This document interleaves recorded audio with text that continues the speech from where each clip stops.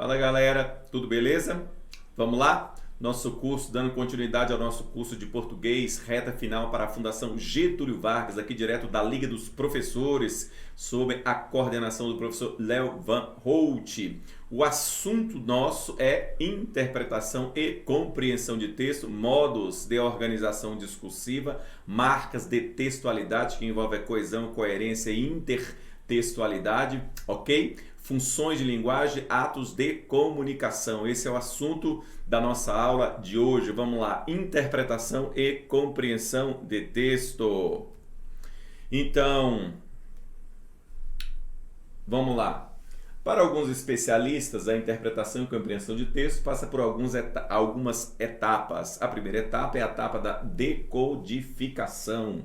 É a primeira etapa, pois a partir da decodificação do signo linguístico decorre todo o processo de leitura. A decodificação, como etapa do processo de leitura e de compreensão de texto, deve ser aliado o quê?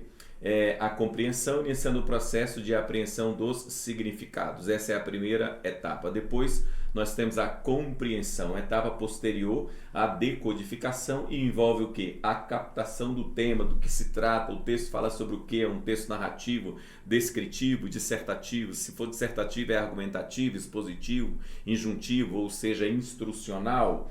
E reconhecendo os tópicos principais, suas ideias principais, as regras sintáticas e semânticas da língua usada e as regras textuais, depreender a significação de palavras novas, inferir. Níveis de compreensão é o nível literal, o nível inferencial e o nível interpretativo. Para a FGV, a compreensão de texto se refere ao quê? A observação dos processos que constroem os significados textuais. Quais são esses processos? O processo de construção, os aspectos sintáticos, semânticos, morfológicos, os aspectos culturais, sociais, é isso, as questões ideológicas, os valores, tudo isso envolve o processo de compreensão de texto. Interpretação é a fase de utilização da capacidade crítica do leitor, momento em que o leitor faz julgamento sobre o que lê. Explicitação das possibilidades de significação de documento projetados pela compreensão. Para a FGV, interpretação de texto diz respeito que à decodificação dos diversos tipos de mensagem. Se você codificou, você precisa decodificar. Codificar é você escrever um texto, é você escrever um texto narrativo, descritivo, dissertativo, argumentativo, dissertativo expositivo ou injuntivo / instrucional, e decodificar é você identificar os constituintes desse texto, processo de interpretabilidade e compreensibilidade. É isso. A retenção é a responsável pelo armazenamento das informações mais importantes da memória de longo prazo. É isso. Quais são as perspectivas? A FGV trabalha na perspectiva estruturalista, ou seja, interpretar é decodificar as informações presentes no texto. Mas existe uma perspectiva mais ampla, mais de acordo com aquilo que deve ser feito no processo de interpretação e compreensão de texto, que é a perspectiva socio-interacionista. Nesse caso, interpretar e compreender texto deve fundamentar-se em atividades cooperativas e inferenciais. As inferências compreendem o quê? Os pressupostos, que é você supor antes de pôr, e os subentendidos, que é você sugerir, mas não dizer. E tudo isso como uma tarefa construtiva, criativa e socio-interativa. Portanto, a interpretação, não nessa perspectiva socio-interacionista, a interpretação do texto não está somente nele, nem somente no leitor, nem somente no autor, mas sim a interpretação e a compreensão de texto envolve uma complexa relação interativa entre os três, ou seja, o leitor, o autor e o texto, e surge como um efeito de colaboração e de negociação. Por exemplo, João parou de beber. Qual é o pressuposto? Que João bebia antes. Mas só isso? Não. Eu posso ainda interpretar e compreender esse texto como eu posso entender se João parou de beber, e aí eu estou colocando essa informação porque ela é importante. Então, João tem muita força de vontade, eu posso inferir isso. Eu posso inferir ainda que João está preocupado com a sua saúde. Então, uma frase como João parou de beber Eu tenho uma informação pressuposta com o verbo parar, porque as informações pressupostas elas têm marcas linguísticas. Esse verbo parar nos remete à noção de que ele fumava antes. Então, nós temos como pressuposto de que João fumava antes. E nós temos como inferências de subentendidos o quê? Que João tem muita força de vontade, já que ele parou de beber e, em regra, parar de beber envolve uma força de vontade muito grande. Além do mais, eu posso entender também, inferir, já que não está nas linhas do texto, está nas entrelinhas, é uma questão de inferência, de implicatura. Eu posso entender também que João está preocupado com a sua saúde. É isto. Vamos lá. Erros clássicos de interpretação e compreensão de texto. Erro de extrapolação, generalização e além do que o texto permite, e caminhando por horizonte indevido, por horizonte problemático. É a linha que eu chamo a linha delírio ou a linha viagem. Então você já entra aqui na linha delírio. Contradição é você chegar a uma conclusão contrária ao que está nas linhas e nas entrelinhas do texto. É erro de contradição. E o erro clássico de redução, que é você restringir a significação de uma palavra ou passagem do texto. É o contrário da extrapolação. A redução consiste em se privilegiar um elemento que é verdadeiro, mas que não é suficiente diante do conjunto do texto. Esses são os erros clássicos de interpretação e compreensão de texto, extrapolação / generalização, contradição e redução. É isto. Pessoal, vamos trabalhar um pouquinho a questão da interpretação e da compreensão do texto segundo os horizontes de compreensão na perspectiva do Luiz Antônio Marcuski, um professor da Universidade Federal de Pernambuco. Para ele, as questões de compreensão de texto perpassam os seguintes horizontes. A falta de horizonte, em que envolve, na verdade, uma cópia do que está lá no texto. A FGV não trabalha nessa perspectiva. O horizonte mínimo, em que teremos aqui o que se chama de leitura parafrástica, ou as questões de paráfrase que a FGV tem cobrado como reescrita / reescritura, que é a repetição com outras palavras em que podemos deixar claro, de lado, selecionar o que dizer, escolher o léxico que nos interessa. A FGV explora com muita frequência questões de acordo com essa orientação, ou seja, o horizonte mínimo na perspectiva do professor Luiz Antônio Marcuski.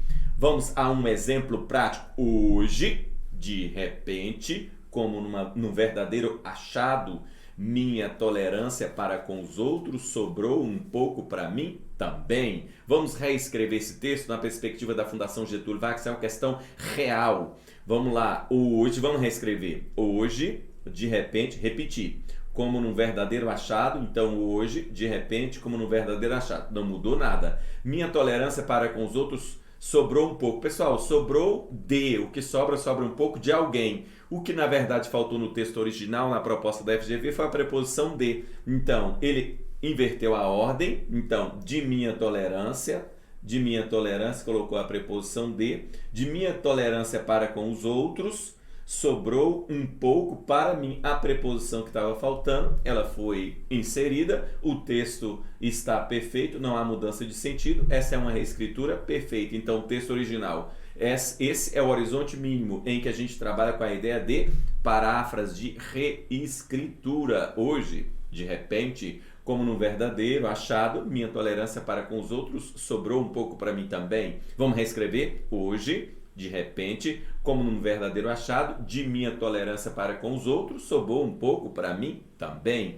Esse é o horizonte mínimo. Vamos trabalhar no horizonte máximo, que são as questões inferenciais, as questões de implicatura, perspectiva que considera atividades inferenciais no processo de compreensão do texto, isto é, as atividades de geração de sentidos, pela reunião de várias informações do próprio texto ou pela introdução de informações e conhecimentos pessoais ou de outros contidos no texto, que é o que? Nós estamos falando aqui de conhecimento de mundo, de conhecimento enciclopédico, de reconhecer os valores, reconhecer a ideologia que há por trás do texto, reconhecer o tempo em que esse texto foi produzido, reconhecer o local onde esse texto foi colocado, foi exposto, foi publicado, tudo isso tem interferência no processo de compreensão de texto. Uma coisa é, um texto foi publicado em um grande jornal, outra coisa, um texto foi publicado em um jornalzinho que circula numa cidadezinha lá do interior. Então veja que a perspectiva é diferente. Tudo isso tem que ser levado em consideração no processo de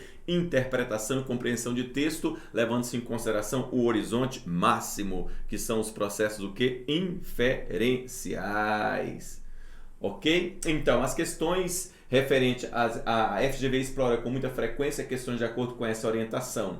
As questões referentes à inferência, as informações implícitas, elas compreendem dois aspectos. Os pressupostos, que é o quê? Pressupor é você supor antes de pôr, e os subentendidos, que é aquilo que você sugere, mas não diz. Os pressupostos são informações implícitas, que decorrem logicamente do sentido de alguma palavra ou expressão presente no texto, conhecido como marcadores de pressuposição. O pressuposto é a informação indiscutível. Por exemplo, em João parou de beber, essa frase só faz sentido se João bebia antes. Qual é o pressuposto para eu dizer que João parou de beber? É que ele bebia antes, é isso.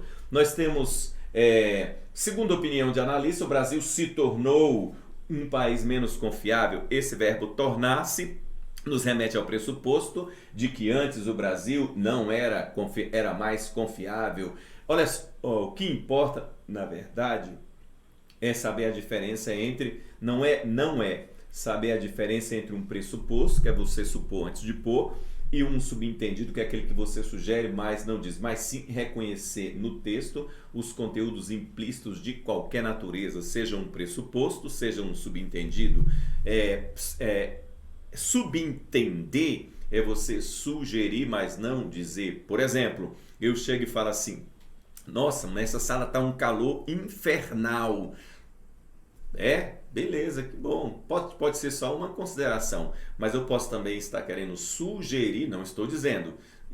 Subentender é você sugerir, mas não dizer. Eu posso estar sugerindo que, abra a janela aí, por favor. Ou, se for o caso, liga o ar-condicionado, por favor. Então, pressupor é você supor antes de pôr e tem de haver marcadores linguísticos. E subentender é você sugerir, mas não dizer, mas não tem marcador linguístico, ok? Vamos a duas questões. Compare esses períodos. Os investidores que temiam ser vítimas da crise global financeira abandonaram o mercado de ações. A minha pergunta é: quem abandonou o mercado de ações? A resposta: os investidores que temiam ser vítimas da crise global financeira. Todos ou alguns? Só alguns. Quais? Os que temiam. O que nós temos aqui? Nós temos em negrito uma oração subordinada, adjetivo que? Restritiva. Nós já combinamos em aulas passadas que a oração é oração por causa do verbo temer, é subordinada porque está encaixada em outro que ele é principal, ela é adjetiva porque se refere ao substantivo, no caso aqui investidores, e ela é restritiva porque dá a ideia de parcialidade. Eu não estou me referindo a todos os investidores que abandonaram o mercado de ações, estou me referindo só àqueles que temiam ser vítimas da crise global financeira. Portanto, a ausência de vírgulas, que nos remete a uma ideia de oração adjetiva restritiva, ok? Cria o pressuposto de que ainda há pessoas investindo na Bolsa de Valores. Eu só posso escrever desse jeito: os investidores que temiam ser vítimas da crise global financeira abandonaram o mercado de ações, se eu tenho uma informação prévia de que ainda há pessoas investindo no mercado de ações. Agora, segundo exemplo, os investidores que temiam ser vítimas da crise global financeira abandonaram o mercado de ações. Quem abandonou o mercado de ações? Os investidores. Todos ou alguns? Todos. Professor Josué, o senhor poderia me explicar alguma coisa sobre esses investidores? Posso. Eles temiam ser vítimas da crise global financeira. Essa oração em negrito, como é que ela se classifica? Oração subordinada, adjetiva, o que? Explicativa. Com vírgula ou sem vírgula? Com vírgulas obrigatórias, travessões ou parênteses. Ideia total ou parcial? Ideia total. E eu não me refiro a uma parte dos investidores, eu me refiro a todos os investidores. Portanto, em 2, a presença das vírgulas cria o pressuposto. Por que pressuposto? Porque para eu escrever desse jeito, eu tenho que ter uma informação pretérita de que não há ninguém investindo no mercado de ações. Cria o pressuposto de que todos, exatamente, os investidores deixaram de aplicar seu dinheiro no mercado de ações. Isso é verdade e isso também é verdade. Outra questão da Fundação Getúlio Vargas. Em certas ocasiões, Leonard Bernard Shaw, dramaturgo, enviou a Winston Churchill, primeiro-ministro inglês, 2 ingressos para a estreia de uma de suas peças a ocorrer nesse mesmo dia com a seguinte mensagem. O dramaturgo enviou para o ministro: traga um amigo, se você tiver um. Winston Churchill respondeu com uma nota dizendo que não poderia comparecer naquela noite, mas acrescentou: ficarei muito honrado de comparecer a uma segunda apresentação, se houver uma. O que é que nós temos aqui? 2 inferências com esses marcadores aqui, se houver uma e se tiver uma. Traga um amigo se tiver um, o fica sugerido, fica sugestionado por inferência, que o quê? Que o Winston Churchill é um cara meio intragável, que não tem amigo. Traga um amigo, se você tiver um. Aí ele vai e responde na mesma moeda, na mesma altura, mas ficarei honrado se comparecer a uma segunda apresentação, se houver uma. O que ele está sugerindo aí? Nós temos aí a sugestão, a alusão a um possível fracasso da peça apresentada. Então, nos 2 textos, nós temos o quê? Inferências. Sobre a significação e a estruturação desse pequeno texto, pode-se afirmar-se com a resposta de Churchill aludir o quê? A um possível fracasso da peça apresentada. Enfim, as expressões se você tiver um e se você houver um, cria o pressuposto de que Churchill não tinha amigos e de que havia possibilidade de a peça ser um fracasso, verdade. Os subentendidos diz respeito a insinuações que não são marcadas linguisticamente, produzidas por uma frase ou arranjo de frases por meio dos subentendidos. O autor diz o que quer dizer sem se comprometer. Diz sem dizer, sugere, mas não diz. Determinado presidente disse assim: política agora é coisa para macho. Primeiro, esse agora nos remete ao pressuposto de que antes não era. Mas quando ele diz que política é coisa para macho, o que ele está sugerindo? Ele está sugerindo que mulher não deve participar de política, ou seja, ele está sendo preconceituoso. Alguém foi e disse: presidente, o senhor está sendo preconceituoso porque mulher também pode participar do processo político. Ele: não, é que macho agora é uma palavra unissex. Foi uma boa saída, mas ele estava querendo dizer isso mesmo, ele estava sendo preconceituoso. É isto. Vamos lá. Professor, está um calor insuportável aqui nesta sala. Subentendido: abra a janela ou liga o ar-condicionado. É uma sugestão. Portanto, subentender é você dizer sem dizer, é você sugerir, mas não dizer. Um exemplo da Fundação Getúlio Vargas. Um leitor observou no jornal a seguinte frase: o Brasil está importando computadores moderníssimos. Dessa frase, o leitor elaborou mentalmente uma série de deduções ou inferências, todas válidas. Por exemplo, se o Brasil está importando computadores moderníssimos, eu posso inferir que o Brasil não está produzindo computadores modernos em número suficiente? Posso. É uma dedução, é uma inferência razoável. Eu posso. O Brasil está importando computadores moderníssimos. Dessa frase, eu posso inferir que os computadores importados mostram boa qualidade? Sim, se são computadores moderníssimos é porque tem boa qualidade. Se o Brasil está importando computadores moderníssimos, eu posso inferir que parte dos brasileiros está exigindo. Se eles estão importando, é porque parte dos brasileiros ou estão, tá? Se é o sujeito coletivo partitivo, eu posso concordar com o núcleo, eu posso concordar com, ideologicamente, com o termo que acompanha o núcleo. Portanto, parte dos brasileiros está ou parte dos brasileiros estão exigindo computadores moderníssimos? Verdade. Se eu estou importando é porque alguém está exigindo. Os computadores moderníssimos possibilitam maior número de operações. Se eles são moderníssimos, é porque ele permite maior número de operações. Vamos lá, mais uma da FGV. De cada uma das manchetes abaixo, sugerimos uma inferência. Aponte aquela que é adequada. Letra A. O governo pretende, ó, verbo pretender aqui, um marcador de pressuposição, ó. O governo pretende arrecadar mais em impostos. Eu posso inferir que o governo pretende combater a sonegação? Sim. Eu posso inferir que ele vai criar mais impostos? Também posso. Essa é uma inferência razoável. As chuvas deste verão serão intensas. Os turistas vão aumentar a procura pelo inverno europeu? Para com isso. Isso aqui é o erro de extrapolação. Isso é falso. Eu posso interferir que se as chuvas deste verão serão mais intensas, eu posso interferir que haverá problemas no trânsito, eu posso inferir que a população vai ficar prejudicada agora que os turistas vão aumentar a procura pelo inverno europeu? Nada a ver. Houve mais um assalto a banco em São Paulo. Eu posso inferir que os bancos vão abrir mais agências? Não, isso aqui é o erro de contradição.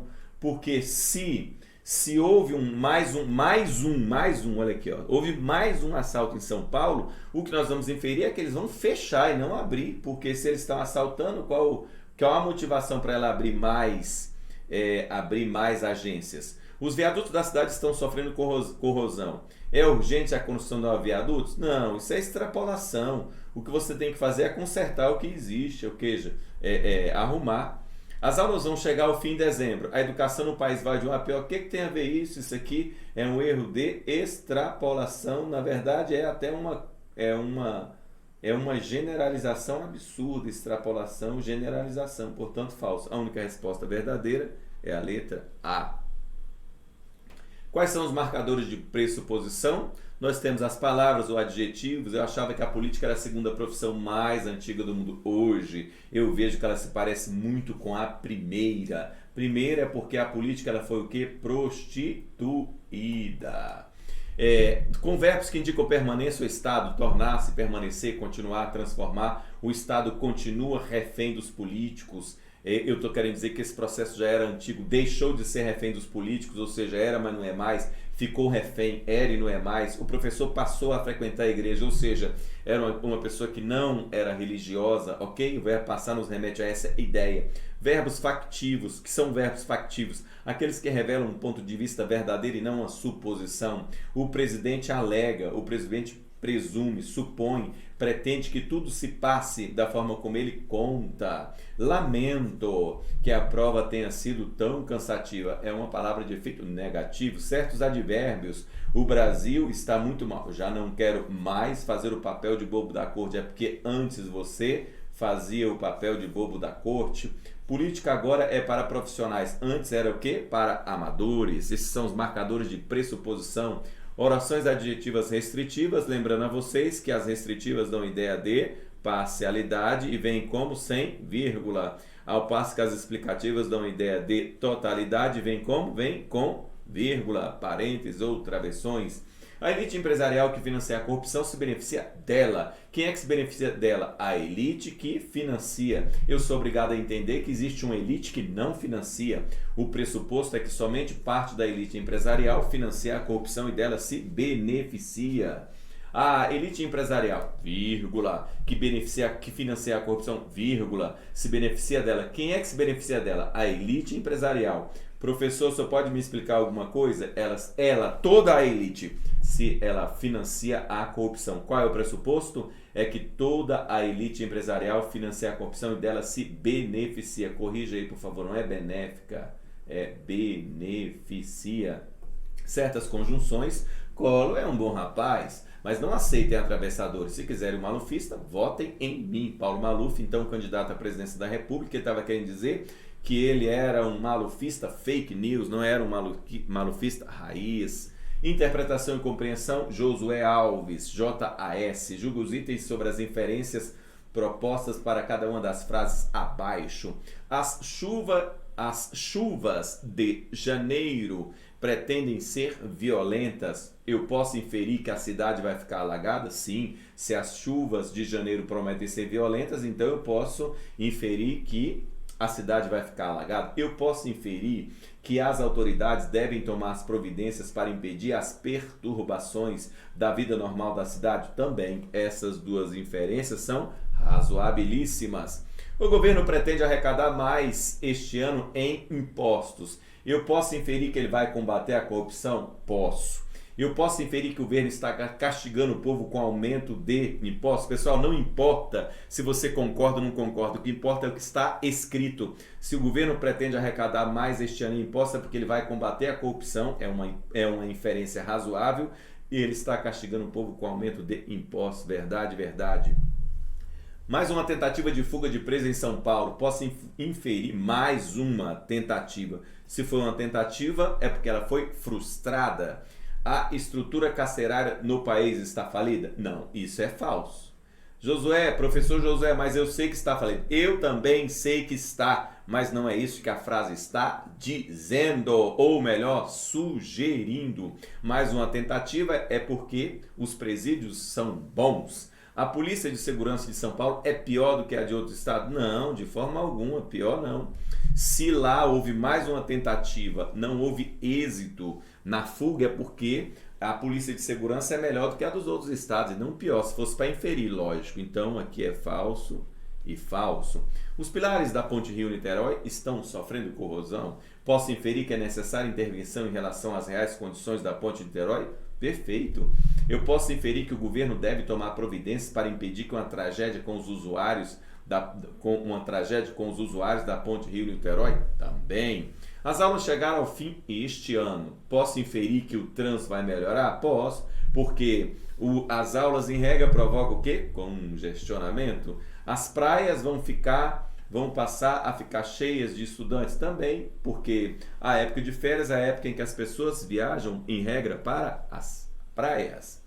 No meu governo não haverá ministros corruptos, mesmo sendo do meu partido. Simone Tebet, em horário eleitoral, candidata à presidência da República. Posso inferir que no partido dela há corruptos? Quando ela diz, no meu governo não haverá ministros corruptos, mesmo que do meu partido. Exatamente isso. Ela está reconhecendo que no partido dela há corruptos.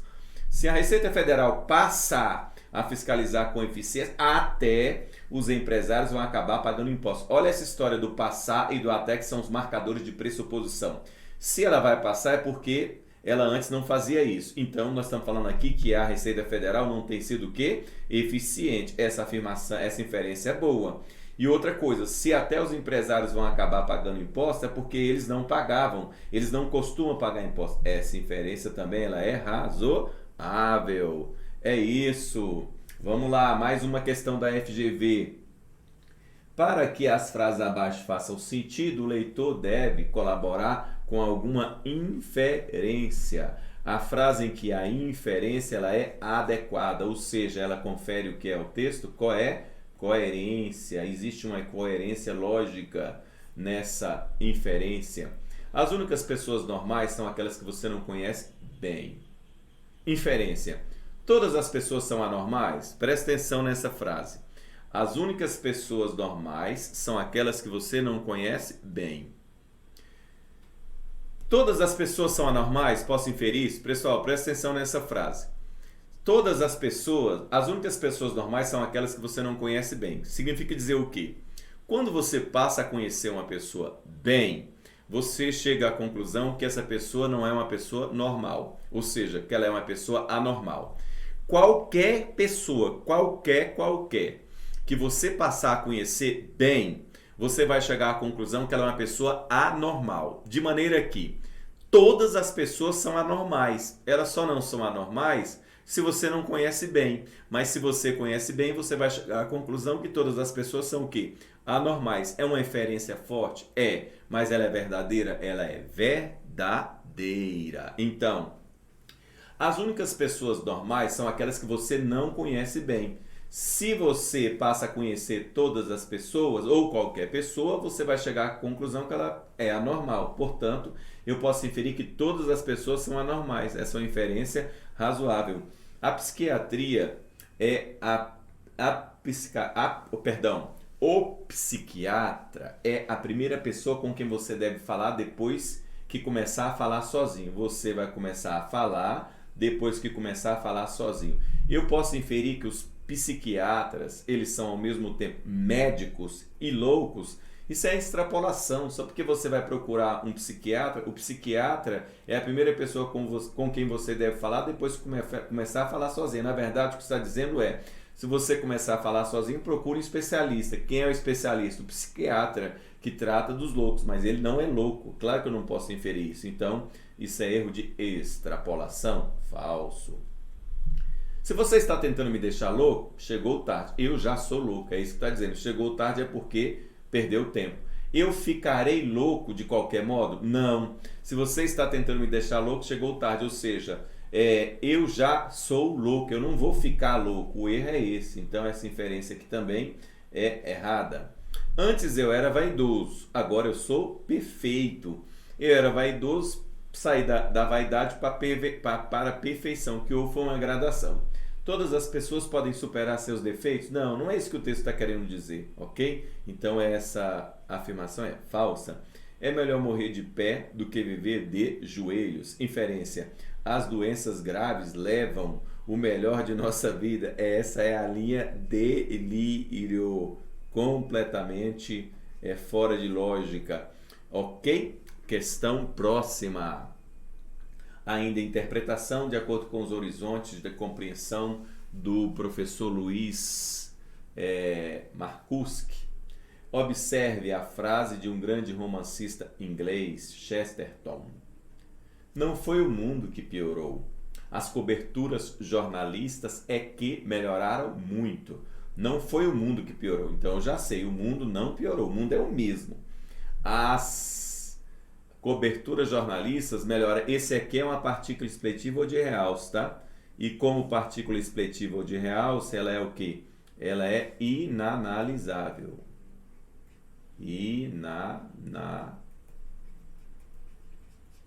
Inanalisável. Não foi o mundo que piorou. As coberturas jornalistas é que melhoraram muito. Dessa frase deduz, o que nós podemos deduzir dessa frase? As coberturas jornalísticas passaram a explorar temas escabrosos? Não, não é isso, porque ele diz que não foi o mundo que piorou, ou seja, os temas eram o mesmo, não mudou o tema. Ele continua fazendo os mesmos tipos de... o mundo não piorou. O jornalismo continua fazendo a mesma cobertura.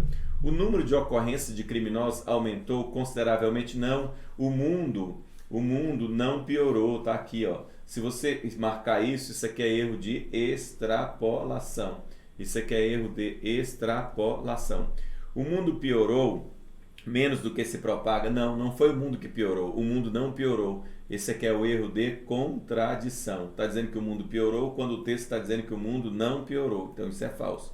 Os atos criminosos tornaram-se temas da grande imprensa? Ele já era tema da grande imprensa. Está dizendo que o mundo não piorou. Ele já fazia essa cobertura. Então isso aqui também é erro de extrapolação. Falso. Os jornais atuais fazem com mais amplitude, reportagens mais objetivas e precisas. As coberturas é que melhoraram. E como é que elas melhoram? Com amplitude, com reportagens mais objetivas e precisas. Das inferências aqui, a melhor é a letra a informação de que o mundo não piorou é importante. Outra coisa, afirmar que as coberturas melhoraram não nos permite inferir que as coberturas passaram a explorar temas escabrosos, mas sim que elas passaram a ser mais amplas, as reportagens mais objetivas e precisas. Claro, isso como inferência, ok? Vamos lá? Bom, chegamos ao fim de mais uma aula, trabalhando já a parte teórica, a parte doutrinária, a literatura referente às questões de interpretação e compreensão de texto. Então nós vimos que as questões de interpretação passam pelo horizonte mínimo, que são as questões de paráfrase, em que nós trabalhamos com a reescritura, com a paráfrase. Você vai lá no texto, identifica o trecho que vai ser reescrito, volta, confere, se o sentido estiver tal qual, você marca verdadeiro. A outra questão é explorando no horizonte máximo, que é o quê? As questões de inferência, as questões de implicatura, que envolve o quê?